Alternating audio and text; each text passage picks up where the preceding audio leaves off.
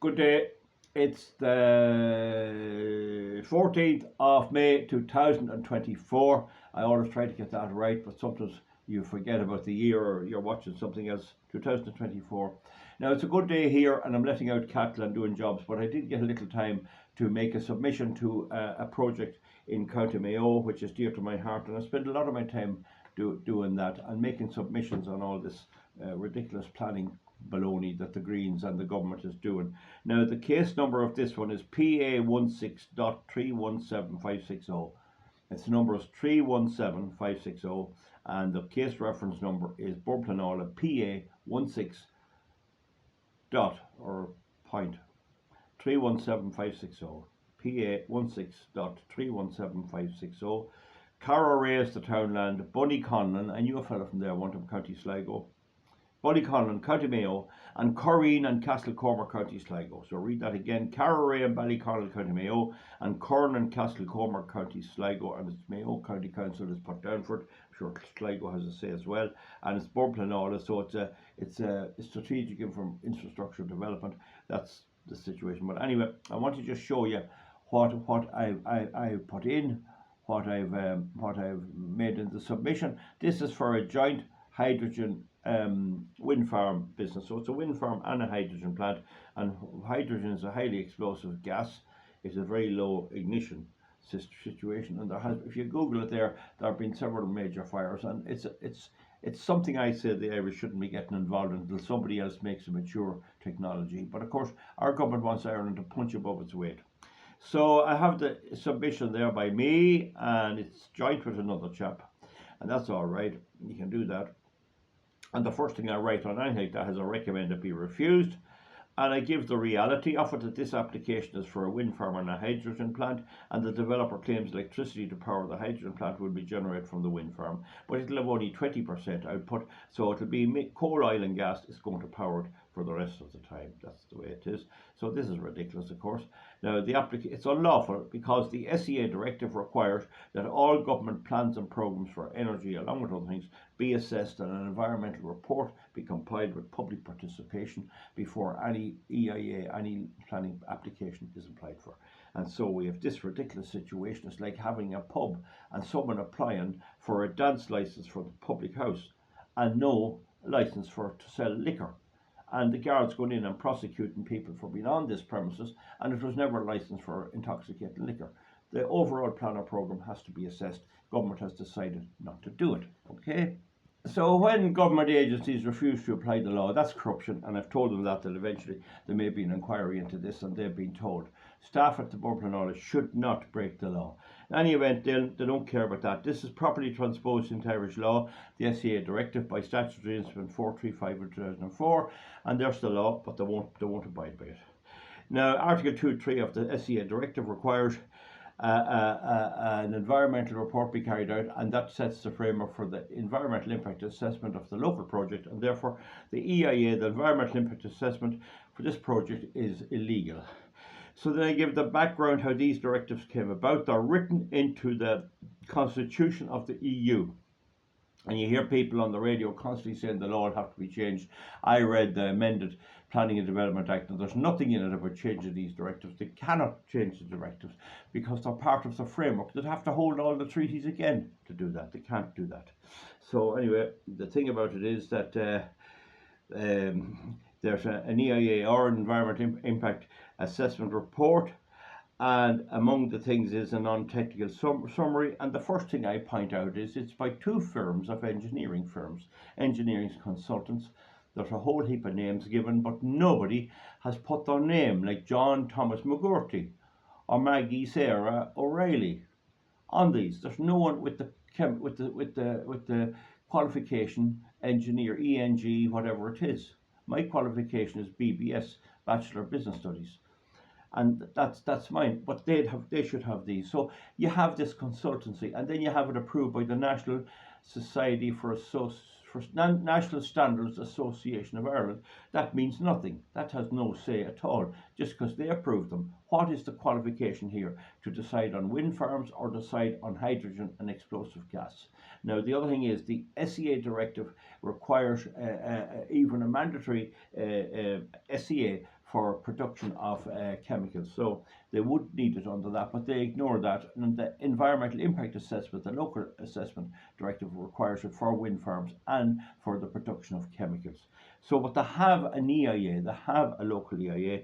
I'm just saying what I'm saying to it is that they must give the expertise. Now, up until 2014, the law was that the girl making the tea or the fellow on the site filling the mixer could sign off on an environmental impact statement for a nuclear power station. That was the law. That's how ridiculous it was. And this is the struggle I've been making submissions on this. Now, under the 2014 directive, there has to be expertise. It's written into the preamble and to the article, in the articles, and it has to be expertise and sufficient expertise, and the competent authority, that's Board Planola, have to have cognizance and be fully aware that there is proper scientific engineering, chemical and all that engineering input into the environmental impact assessment report, and there's nothing written on it at all to say who these people are. And I list 11 of them down and I say who are they. So we'll make up names here: John Maloney, Mary McGrath, Vera Smith, and they're all signed on it. Who are they? Who are they? What school did they go to? What chemical degree have they? Are they qualified to deal with hydrogen? Are they qualified to deal with electrolysis of water? Nothing at all. So there's one of my points in the submission, and I point out the law for it there. So Schedule 5, Part 2 of the Planning and Development Regulations 2001, which is one of the regulations, requires an environmental impact assessment for production of chemicals, and hydrogen is a chemical. So I'd say they'll have to go along with that. So then I deal with the last EIA. The last EIA means that the cumulative effects must be assessed. Imagine that wasn't the law. It was in the Planning and Development Act, but it wasn't in the directives. And now it also requires that there be expertise, and that to me means a qualification. So there's no indication of what their qualification is, and I make that sure. And I'll just quote you again from the directive.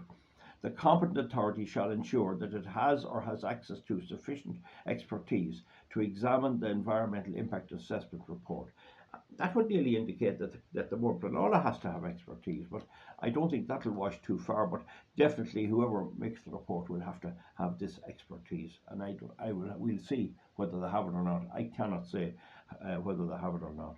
Now, the next thing, of course, is that the wind energy guidelines in Ireland are the same as the Belgian ones, and they're declared illegal by European Court Case 2419, which says C2419, which says that they all have to be pulled down eventually because they're not assessed under the directive. They'll ignore that too, and also that the 2019 guidelines were never signed off on by government and never will be, and so they can't be used, and yet they're quoted in the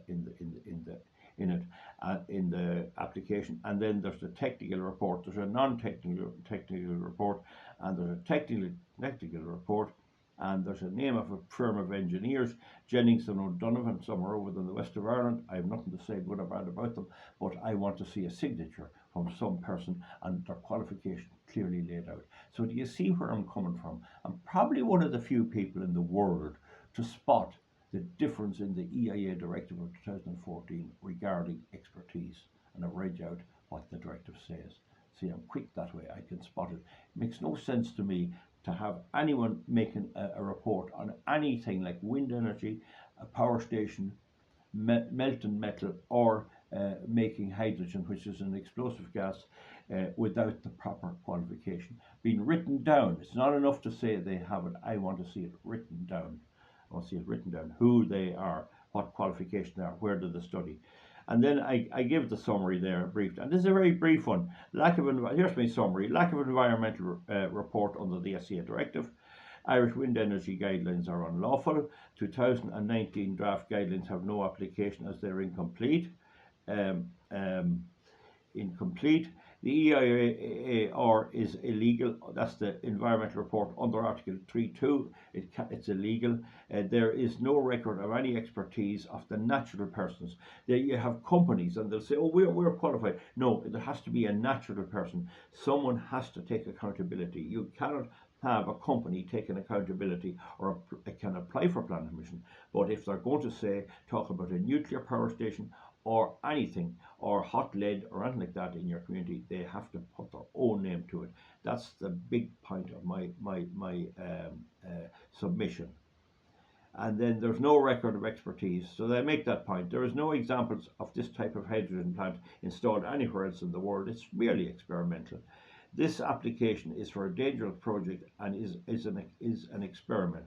Is experimental. It should be refused, and the Minister for Energy should ensure compliance with the law assessing Ireland's renewable energy needs and updating the 2006 wind energy guidelines with public participation. No wind farm can be built until that's done. So they're trying to deceit, and I just cited my degree there, Bachelor of Business Studies. So there you are in 10 minutes. So that's gone in now with another man, and so there's the way I look at it. I mean, you look at the directives and you look at them in detail and what were they putting in there, how do they differ, and that's how they differ there, the expertise.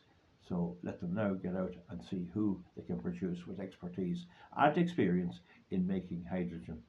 I don't know. We'll see how it goes. I'll keep you up to date. Comment underneath. Good luck, and we'll see you.